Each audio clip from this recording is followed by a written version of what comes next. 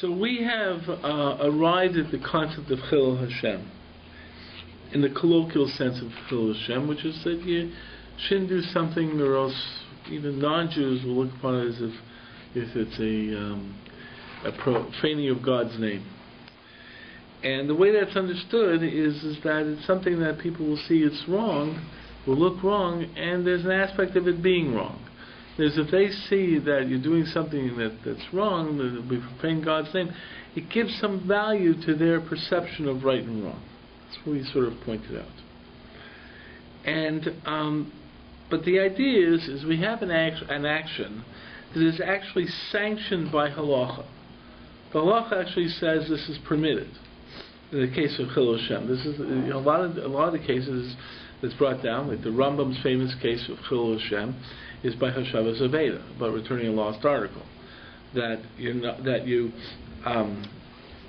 you're only commanded to return a lost article to a Jew. You're not obligated to return a lost article to a non-Jew. So the question is, should you return a lost article to a non-Jew or not? Now, the truth is the Gemara actually says you should not. But that's a big question of why you should or shouldn't. And the Rambam's position on that, it's not everyone's. The Rambam's position is the Gemara is talking about idolaters. You don't return a lost article, but in terms of a ger toshav, in terms of a observant and Noachide non-Jew, you have the permission to return a lost article, and maybe it's a good thing to do and so forth. But you still don't have the obligation. Is the reason you don't return to idolaters because it could be used for avodah zarah? That seems to be what the Rambam's perception is. Right. It's because it will have negative consequences. But the point is you're under no obligation to return a lost article. But the Rambam does seem to imply, but it's right to return it. And he does says, even in terms of idolaters, if it will mekadesh shem shamayim, then you should return it. In other words, even the idolater says that God is good, they have a good God, or it's a righteous thing to do. It's good. And there's an aspect there, especially in terms of Noachides, that you're under no obligation to do it, but there's an aspect of doing it because it's the right thing. So you have this concept where you're told that really there's no obligation to do it. Halachically, it's sanctioned for you to actually hold on to the lost article, but because of concepts like Chilul Hashem or something like that, you're sort of told that you should do it. So the question is if it's right, why does the halacha just say do it? Okay? So okay? Yeah. Okay. No, I thought there was something I heard. Okay. You're not supposed to notice the camera. This isn't the first thing they tell you in the TV business. Don't notice the camera. But I thought I heard something. Okay, that's right. So the point is that this is a concept that seems to be very interesting. The halacha sanctions it, but for another reason you should do it because it's the right thing. So if it's the right thing, why is it that the halacha is sanctioned? Why does the halacha not just say do it straight up? Why this twofold system? And we said that this applies to other things also, like the Yasher B'nei Hashem, do what's right in the eyes of Yasher B'nei Adam, do what's right in the eyes of man, or the concept of Avos Hashem, according to the Rambam, that one of the aspects of Avos Hashem is doing something so other people, even non-Jews, will develop a love of God. If they say these people act this way, it must be a good God, and I'd like to, and it's the kind of God I would like to relate to. But it's talking about things that you should do for this reason, but if it's the right thing to do anyways, why not just structure it that it's halachically permitted? Okay? So that seemed to be significant. Now, where we ended up last week was that this question, in the sense that if it's right, why not just define it right on one level? Why this sort of twofold level? And we specifically pointed out in terms of Jews and non-Jews. The question exists, if it's the right thing to do, then why not have halacha just say you have to return a lost article to a non-Jew? Why have this twofold system? The extension of that article, of that is why the very distinction between Jew and non-Jew. Okay, and that's a very significant question. You see, in other words, one of the great challenges against Judaism by the outside world has always been the distinction between Jew and non-Jew. The argument has been, if there's a universal one God, why does God distinguish between quote-unquote His children? All human beings should have the same relationship to the universal God. Okay, why distinguish based upon birth? Maybe if righteous and non-righteous, I can understand, but why distinguish based upon birth? Now, this goes one step further. Immanuel Kant, who, when he developed this concept of the categorical imperative, which is a sense of an objective morality, one of the significant aspects of this categorical imperative is that it's always the right thing. He was very much against the concept of situational ethics. If it's right, it's always right. And it's right for all people. So one of the things he had difficulties with, and one of the reasons that he argued against Judaism, is the fact that Judaism makes a distinction between Jew and non-Jew inherently challenges his concept of the categorical imperative of being an absolute morality. Right? If it's moral to return a lost article and immoral to hold on to a lost article, then there should never be any distinction. Okay? That's his position. In many ways, I think that halacha is very much situational. Okay, I think the Torah, we'll see more about this, is very much disagrees with that definition because it's very much situational. But he said, listen, it should not matter, lost article, the Jew, non-Jew. He had problems with the distinction between Jew and non-Jew from his moral perspective. He felt the category. Would he have been troubled by different levels as opposed to a binary? Yeah, he would be troubled by, because his idea of the categorical imperative was that if it's a wrong thing to do, it's always the wrong thing to do. Okay, the situation should never allow it. In other words, from his perspective, let me give you an example. If war is wrong, if you're a pacifist pursuant to this perception, and war is wrong, there's never any justification for war. So when you have, let's say, what's his name? In Canada, the decision to go to war in the Second World War was not unanimous in the House of Commons. There was one guy who voted against it, a guy by the name of Wordsworth, who was the founder of the CCF, which was a forerunner to the Democratic Party of Canada, which is a leftist, socialist party. Anyways, he voted against it because his idea was pacifism was right. War is always wrong. Doesn't matter. War is always wrong. That's an extreme example of the categorical imperative. This is always wrong. That seems to be the ultimate moral definition. And therefore, distinguishing if not returning a lost article is wrong, it's not distinguished between Jew and non-Jew. Return a lost article. So once you have distinctions, he had problems with that.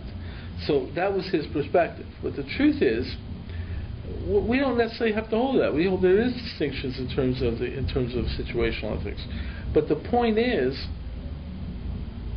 that in terms of understanding ethics, there's still a bit of a challenge. Why should whether you're Jewish or not make a distinction in this ethic? In other words, why only return a lost article to a Jew? Maybe I'm not going to buy the whole argument that it's never situational. Same way, I'm going to make an argument that perhaps war is sometimes justifiable, but then it's still the argument's what makes it justifiable, right? I'm not going to go to war because you have a different type of ice cream from me. There's still ethical standards of why you would do it. So the point is why. So the question is what would make Hashavas Aveda only for Jews? That's part of this question. And then when you say, then you develop this other concept for Chilul Hashem and Kiddush Hashem, they should do it anyway. So why this structured system? It seems like an interesting structured system, but what's the idea behind this structured system? But isn't it a little bit of a straw dog? Because what the Gemara is saying is don't return lost objects to people who practice Avodah Zarah. That's really what the Gemara is saying. Okay, there are three statements. There's an obligation to return a lost article. There's you can or can't, it's your decision, and there's don't. Okay? Right. The Gemara says don't return a lost article to a non-Jew. The assumption in Rambam is when the Gemara says don't, it means to an idolater. Okay? But on the other side of the coin, the obligation to return a lost article is only to a Jew. The Chiyuv of Chashavas Aveda, that once you see an Aveda, once you see a lost article, okay, within certain definitions, once you see it, you are now mechuyev to go and get it and to try and return it to a person. That only applies if it's a Jew. No, I mean, what in terms of your processing that when you see something, how would you think that? I mean, maybe it's different in that time in Eretz Yisrael, the majority were Jews and the idolaters, were relatively small. So otherwise, what are you going to look on and say, it must belong to a Jew? Okay, as opposed to something that could just be a sack of money. So what you're talking about in terms of Halachos Hashavas Aveda is there's different steps along the way. Okay, Hashavas Aveda is you have an obligation to return a lost article. Once you take on a certain obligation towards that lost article, right? So there's a whole issue of exactly when do you have this obligation, okay? You see something off in the distance, a little faint light. Maybe it's a lost article. Do you have to run and say, do you have to see if it's a lost article or not?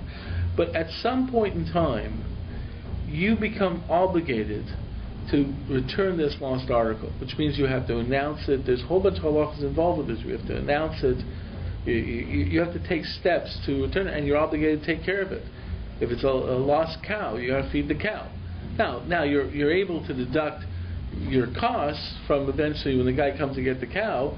Sit there and say, listen, I've been watching your cow for 3 months already. It cost me X amount of dollars, so you have to pay me for the food your cow ate. Okay, and there's issues of that nature. But the point is that you have to take upon the responsibility of returning it. Or if you're walking around and you see someone's what do you call it, briefcase there, right? And the name is right there, Mr. Goldberg's briefcase right there, right? So to go and to go up and say, okay, it's Chaim Goldberg's, and that's just the name comes to mind, and you got to announce it, and you got to take out, announcements in the paper, and whatever it is. There's certain halachas of what you have to do to announce it, to try and get it back. That becomes your obligation. So the question emerges: if you see something, you have to assume it's a Jew or a non-Jew. That obligation only falls upon a Jew. It doesn't fall upon if you think the article is a non-Jewish article. So if you find the article in an aspect of Rov is actually a determining idea. If you find an article at King and Bay, right? That's a major, thoroughfare here in Toronto, downtown Toronto. You can assume how many Jews are there in Toronto? What, 3% of the population? You can assume that the article is not owned by a Jew. Therefore, you don't have an obligation to it. But if you're in the middle of Yerushalayim and or Tel Aviv, and you find this lost article, you say, well, there's a good chance it's a Jew. Therefore, you have obligations. The point is there's a distinction between a Jew and a non-Jew in terms of those obligations, and that leads to the ethical question of why do you make such distinctions if it's ethical to do this or not? Why should it make a distinction whether it's to a Jew or non-Jew? That's an ethical question that really is reinforced by the concept of the categorical imperative of Kant. It's not an ethical question at all. And it's a matter of Ahavat Yisrael, of respecting private property. Private property would be an ethical issue. The point is that Ahavat Yisrael, you're getting. It's an ethical issue. It's a legal issue. Okay. The question, what you're getting into is the possibility of this, of how you look at situations. That's going to be part of the challenge here. That in many ways, what we're doing is we're going to have to develop a different way of understanding ethics. In other words, what happens is that there's a general idea of ethics, right? And there's an idea that there's a concept of Torah ethics, and the simple perception is that general universal ethics are the same as Torah ethics, ben adam chavero, between man and man, right? In other words, what's a good guy is a good guy, right? And that the whole world has an idea of a good guy, and we are also supposed to be good guys. We're also supposed to do other things like ritual laws, Ben Adam L'Makom. But the fact is that there are laws between Ben Adam and Chavero that basically everyone knows what ethics is. I'm a good guy, you're a good guy, you're an Orthodox Jew, you're a good guy, I'm going to do the same thing as another person. It's just sort of a matter how people say it. And by the way, and this comes up very much, like for example, let's say you hear this language of Tikkun Olam. A lot of Jews are now involved in Tikkun Olam. And what they're really saying is I have the exact same ethic as my next door neighbor who's a non-Jew. He believes humanitarianism, we call our humanitarianism Tikkun Olam. That's a Jewish term for it. But basically it's the same concept. Right? What really distinguishes us in our behavior is like the ritual things. I don't eat cheeseburgers, you eat cheeseburgers, but in ethics we're all the same.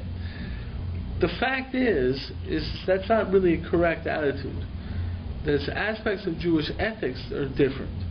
And that's really what we're getting at over here. That once you have the halachic system of development of ethics, it turns out that an ethics that is tied to our understanding of revelation has a completely different perception of ethics.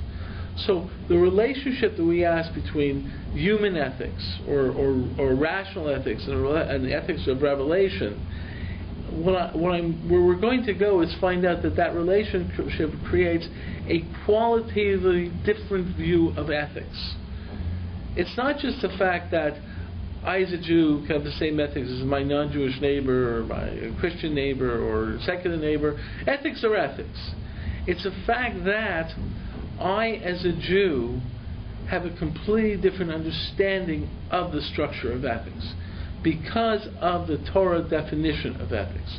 Why? And part of that is the meshing of revelation and reason. Aren't you talking about you're talking about an absolute concept or an absolute morality?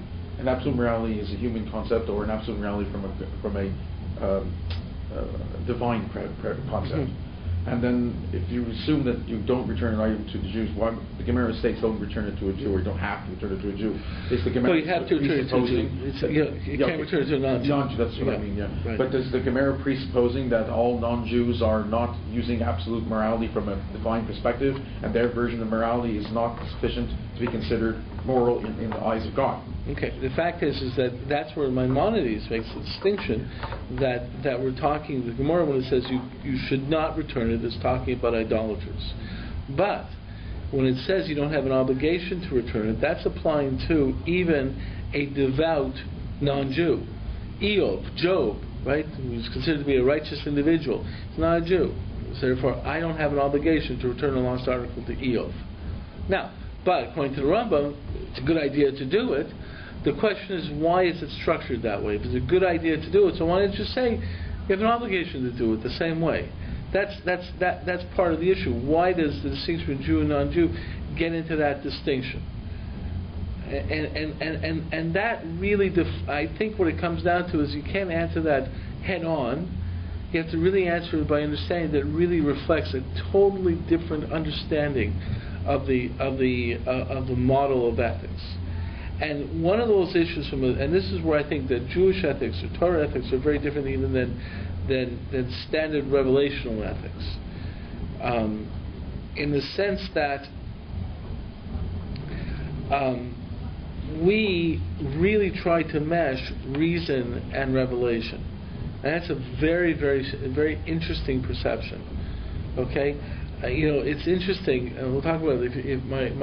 I'm friends with Rabbi Michael Skobek, who's one of the top anti-missionaries in the world, and he'll tell you that when he discusses with someone, he talks to someone who's involved in, let's say, Jews for Jesus or whatever, and they have an issue, and he shows them some difficulties, and the person starts seeing that the arguments that he or she heard are actually weak arguments, and Rabbi Skobek is basically showing the fallacies in the arguments and so forth and so forth.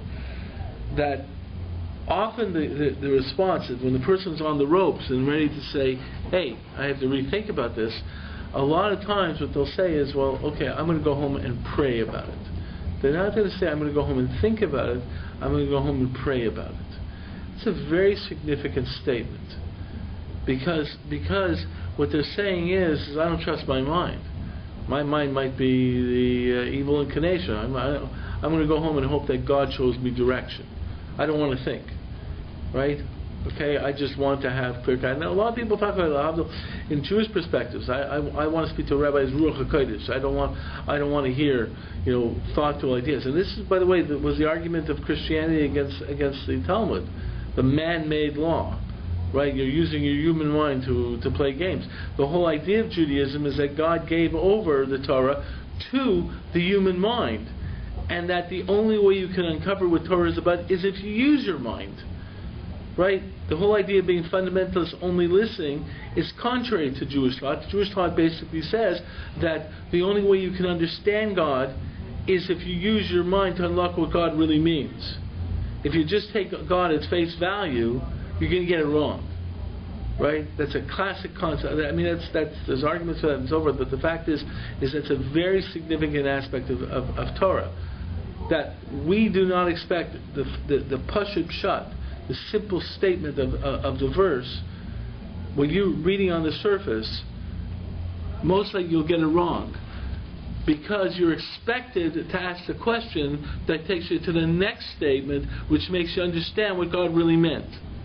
Right, so when the Gemara, for example, asks a question, let's say, ayin tachas ayin, an eye for an eye. That's what the verse says, eye for an eye.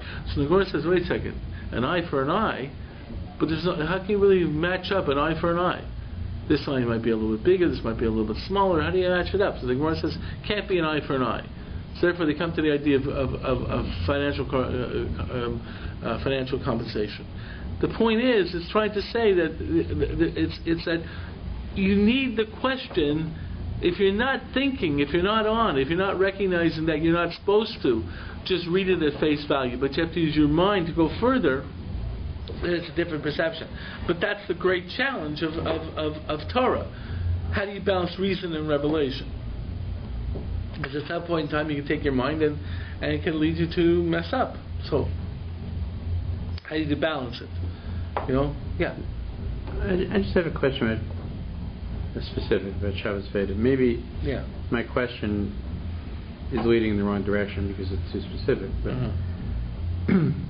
generally speaking, there is a different morality between a nuclear family and the larger community. Right. My responsibilities to my siblings is greater than my responsibility is to the other citizens of Toronto. Right. Judaism was created on a familial basis more than anything else. Mm-hmm. And I think that there are many things in Judaism that recognizes that nature, that it's a familiar... You're absolutely correct. I think we don't even have to go to family. We can go to nations. In Canada, we have a concept called OHIP, right? Which is public health insurance. I'm a Canadian citizen, a resident of Ontario, right? I am entitled to free medical treatment, essentially free medical treatment. My brother-in-law, who runs a humanitarian organization, Jewish humanitarian organization, Vahavta, tells of a case that the Sick Kids Hospital here in Toronto is one of the top children's hospitals in the world. Offered to them one year, I don't know if they do it every year, they have a program in Guyana. And they say that if they identify a child in Guyana who really needs a major operation, they will give one operation to this child, to one child, free. Okay? So I know of a doctor who was on that program. He was telling me one of the hardest decisions he had to make, and my brother was involved with this as well, was that there were two kids were up for this operation. Which one lives, which one dies? Which one lives and which one dies. That is exactly that.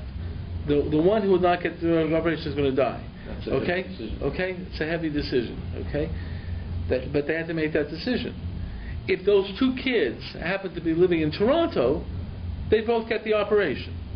So from a universal ethical position, why is the fact that they live in Ghana should make them? But we make national distinctions, right? And it goes forward more so in terms of family. I think that's going to be something worthwhile. But by definition, it creates a new consciousness of ethics. See, one of the interesting things about this is it's also a financial burden. It's all balanced out, and we wanted to go right. Get one in Ghana, and what about one in Germany? Right, exactly. So we're how do you define it? But that's it, and that's where you get into aspects of how do you balance those things and how do you make ethical decisions. That's one of the reasons that if you look at extreme Catholicism, in a certain way there is a what do you call it? A vow of poverty. Because in a certain way, any consideration for self raises that issue. Why should I get it and you not? Any aspect of distinction does that. The point is, let's say from a Torah perspective, this is a classic example of this. In the concept of tzedakah, that tzedakah begins with your family. You have an obligation to take care of your poor family member before some other poor stranger, or because you happen to care about them, creates a very, very different understanding of charity than in other positions where charity is understood that you have nothing to do. Like the greatest idea of charity is I gave it to someone I have no contact with, I have no emotions for. I just wanted to give. From a Torah perspective, the idea is you want to give to someone because you have that connection. You do have a greater obligation to family because you have that bonding. It yields a very, very different structure. It yields a very different structure of morality. What I'm getting at is the fact that what we're looking at is understanding that structure of morality, and if we understand that structure of morality, we have a better understanding of the balance between reason and revelation that is at the root of this whole question, and the role of our own ethical perceptions and feelings in the greater perception of revelational values or revelational ethics.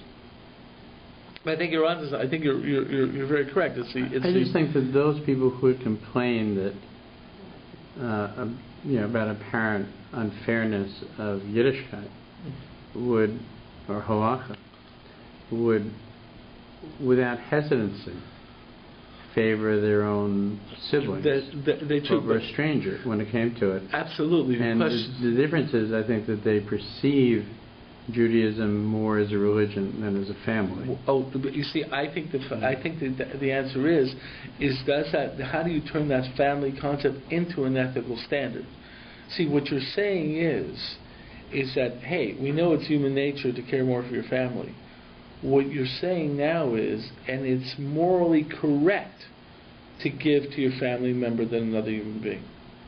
You're saying it is an ethical decision. It's not just. 99% of the world intrinsically feels that way, and acts that way. Right, but the question is, why is that ethical? How, in terms of their definition of ethics, why is it ethical? Why is it ethical? Like, I'll give you an example. Because the Torah says it should. Right.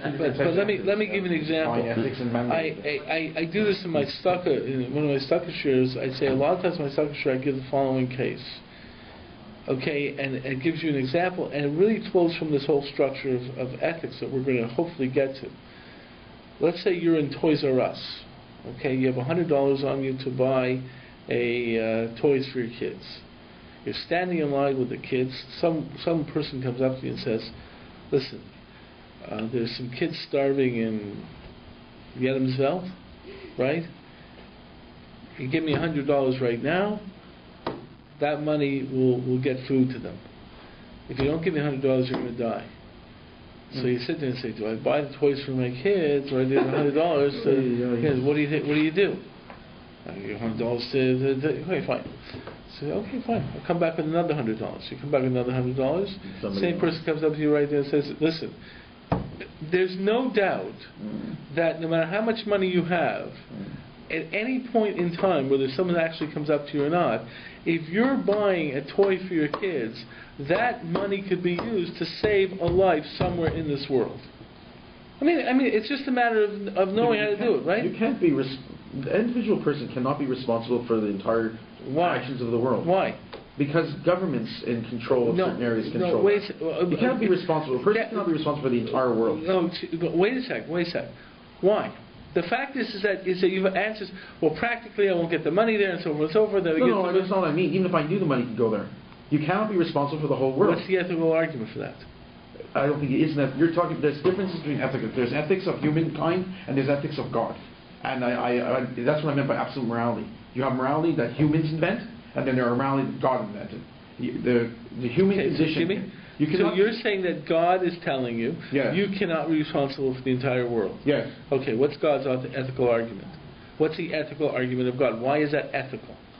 Because we don't control everything that happens in the world. Wait a second, is that an argument?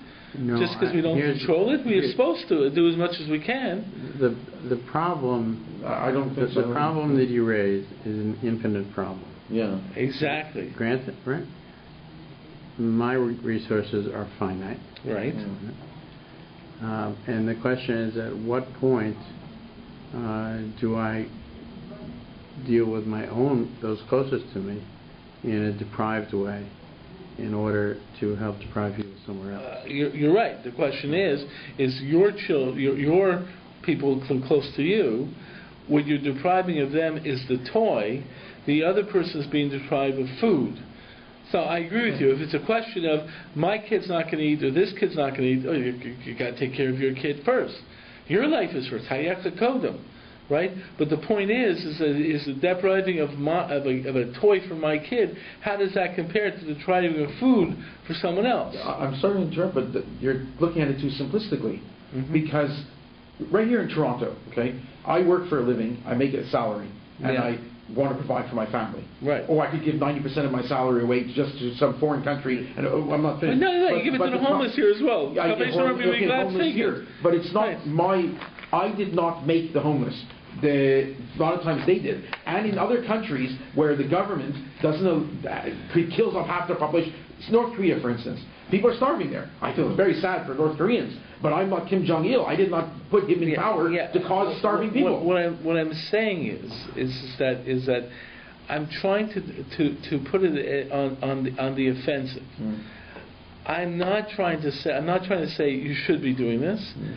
I'm not trying to say no, I can't do it.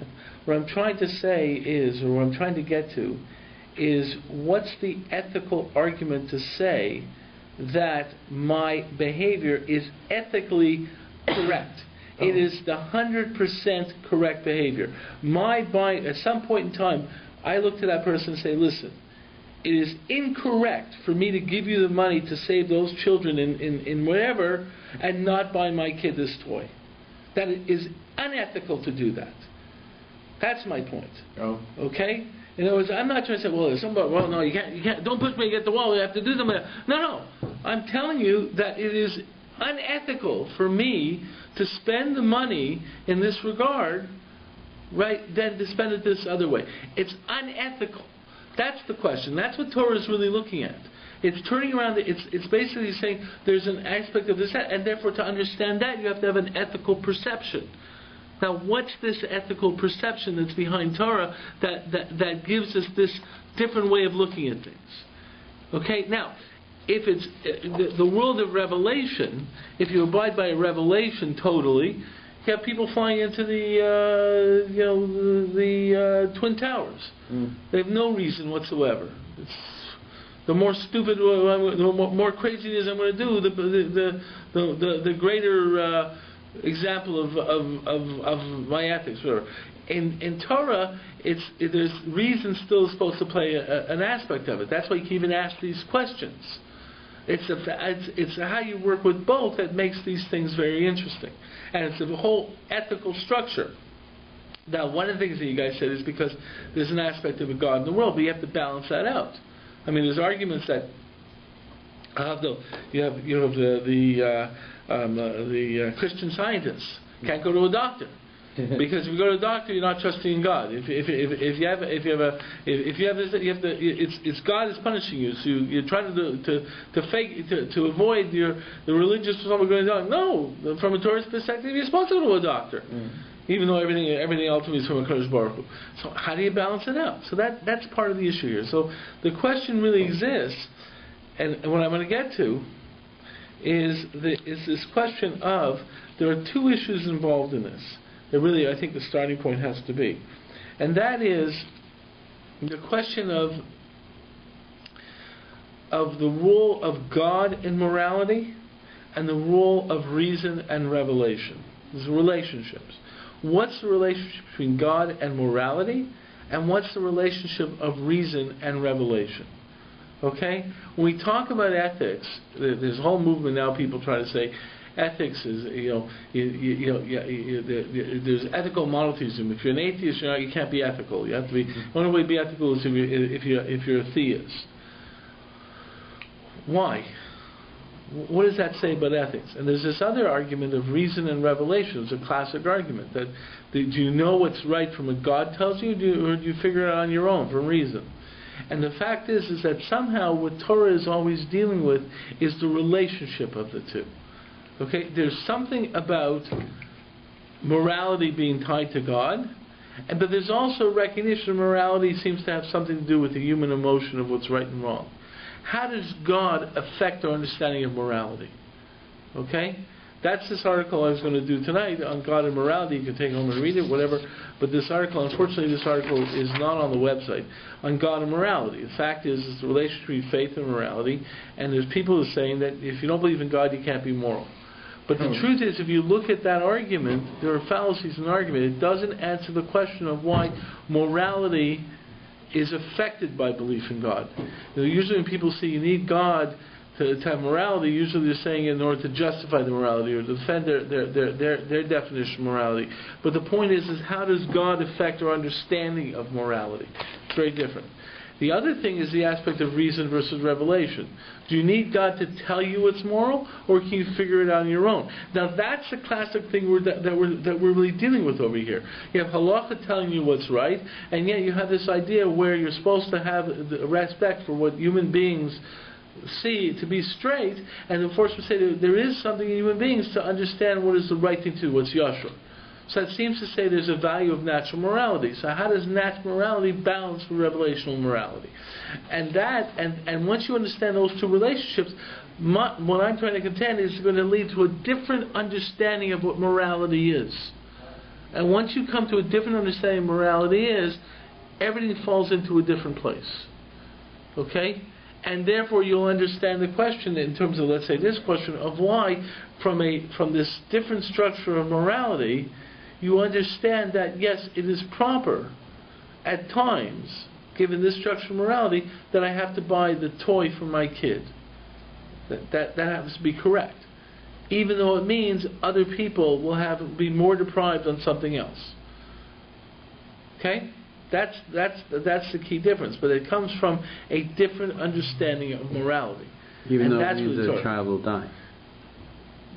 Well, on a certain level, because of how extended it is. It's right in front of you. It might be a little bit different. That's pikuach nefesh.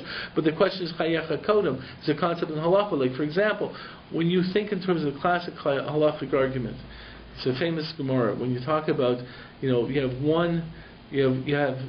two people who are in the desert, and they have enough water in one can that if one person keeps the water, that person will make it to the oasis and be okay. If they split the water, both will die. Who gets the water? And the person who has the water keeps it. Why? Because chayecha kodem. Your life is first. Okay, now a lot of people talk ethics in terms of caring for others. Well, over here, the opening line of the ethics is you're first. Even though in a world that talks about caring for others. Because it's a different understanding of ethics. Most people understand ethics to be, what's ethical? Caring for others. Right? That's the definition of morality. Who's a good person because he cares for others? Over here, by saying chayecha kodem, it's saying that there's something, that the highest ethical aspect when this battle over here has to be your life comes first. Why? Because it's a different perspective. A completely different perspective. And once you understand that to be an ethical consciousness, we understand this whole different role that comes about from the theological ethics of Torah. Okay, So what I want to do, I'll just tell you how we're going to go. We're going to go into this aspect of God and morality, and you guys can take this home and read it. It's an insight. Unfortunately, it says it's on the web. And then I'm going to try and deal with on Hanukkah. I think next Wednesday is actually the first day of Hanukkah. So we're actually going to deal with reason and revelation, and we're going to deal with the distinction between the Greeks, the Greek Hellenists, and the Jews. Because you understand, the Battle of Hanukkah was a civil war between Jews who wanted to be Hellenists and Jews who wanted to be traditionalists. And the fact is, what most people don't recognize is that the Hellenists were arguing this is ethically correct. The example was Mila. It was wrong to do Mila. It was wrong. And you can see now from San Francisco, there's now talk in San Francisco. They're trying to shake up the world. So they banned toys and Happy Meals today. It's their first level. What? The city of San Francisco is acting like a government. It's unbelievable. So they passed a law. They passed a law that if you have a Happy Meal, if it's not nutritious, a Happy Meal is something from McDonald's. Yeah, I know what it is. Okay. Yeah. Okay. For those people who don't know what it is, okay, it seems to me it's something from McDonald's where they put a toy in it. Yeah. But in San Francisco, you cannot serve a meal unless it meets certain nutritional standards with a toy. If you have to have a toy, it has to have a fruit, it has to have this, it has to have, it's not a Happy Meal. The point is that so therefore, by next December, McDonald's Happy Meals will not be able to have a toy in San Francisco. That's a new thing. Right now, it says on the box, each meal contains 10% of your toy ratio for the day. 10% of your... It's really daily toy requirement. It's really funny because it's actually very funny because the city council passed it. The mayor said, "This is parental business. What are you doing this?" Or he vetoed it. The city council overrode his veto against the American government. Right. So I said, now there's another thing in San Francisco. Next year they want to put on a plebiscite to ban circumcision for anyone under the age of 17. Huh? Right. Yeah. For whatever reason. That place is Sodom and Gomorrah. Right. Let's be honest. No, but wait a second. Why? It is. Why? What?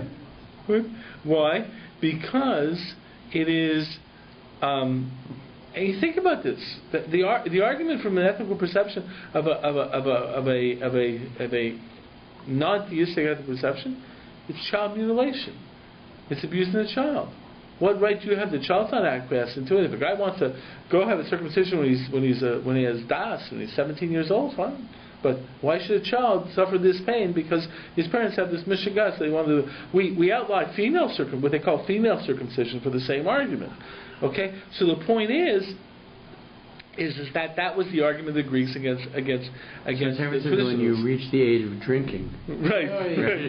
Then you can have a circumcision. Right. Got it. Okay, Lushtigal Hasidic. What do you want, right? The fact is that making jokes here. Okay, the point is that the thing is that you can. The point is that was the Greeks' argument. The Hellenist argument was this was immoral. And the Torah argument, no, it's moral because the Torah says it's moral. That was really the battle of Hanukkah. And that's why the Hellenist idea was not simply sex, drugs, and rock and roll. They had a philosophy. And that's the real challenge of Hanukkah. So we're going to get into that. It's very probable we'll get into that next week. Well, we'll get into that. And then hopefully what we're going to develop is this different structure of our ethical system that does use natural morality within revelation morality and create a different structure of what the Torah is doing when we think in terms of ethical perspectives. Okay? Sure. I have a couple questions. Okay. Okay. No, you have me all thinking now. This is fascinating. Okay. Now, if you're in a Toys R Us and you have $100 and the man standing next to you, is it morally correct to buy for your son, but then the other person this other person, this kid or child, will not have or die or need an operation or something? And you're saying that does the Torah? I mean, I'm jumping ahead here, I guess, but does the Torah say that is morally correct, or they're saying that it's not morally correct? Now, can I go and buy a toy for my little 3-year-old? What I'm saying is, okay, so let me put it like this. There's a limit of how much tzedakah you can give. Okay? A limit. Tzedakah, charity. Yeah. You have a limit of 20%. You cannot give over 20%. Now, there are some exceptions, but you can't give over 20%. There's actually a shiloh that's asked, and what happens if you're very wealthy, if you're Bill Gates, and you want to give over 20%? You're worth 50 billion. So you sit there and say, listen, I'm going to give 45 billion to charity, Bill Gates Foundation with 45 billion. I got 5 billion. What am I worried about? Can I do that? Because that's over 20%. So some people, I think, say yes. I think Ramosha says, yeah, you can do that. Other people say no. The halacha is 20%. That's it. So, but the point is what is this 20% rule? Okay, so there's an aspect of you taking care of your needs. Okay, that's why wealth is not considered to be so problematic within the Jewish perspective. You don't take vows of poverty because there's some aspect of wealth. Okay,